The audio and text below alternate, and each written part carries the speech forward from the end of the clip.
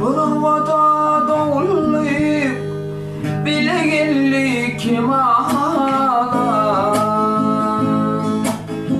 Yaşlılığımı geçti yüzüm soğuk şemalar. Ulu bıyıkadın alın nur çayırlı içim ağlar. Ağrıt edimin yere bassın maralım. Maralım ay maralım. Suyun yarım maralım. Maralım ay maralım. Suyun canım maralım. Seni görmedik günüm aşık yürek ağladı. Ayla aydın geceler üstüme de sayadı. Göl kopuşan yıllar sevmedim şayadı.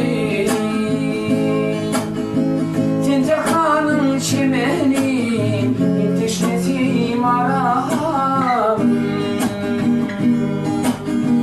maralım ay maralım. Senin yarım maralım. Maralım ay maralım. Senin canım maralım.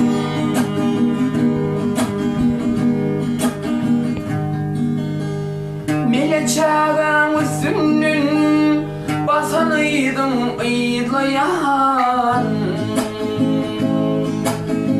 Yaşlılığımdan söyünüm marançanı bölüyen. Oğlan aydır hıyalım kara saçın çöllerdim. Ağrıt edip edimin yere bassın maralım. Maralım ay maralım. Senin yarım maralım. Maralım ay maralım. Senin canım maralım.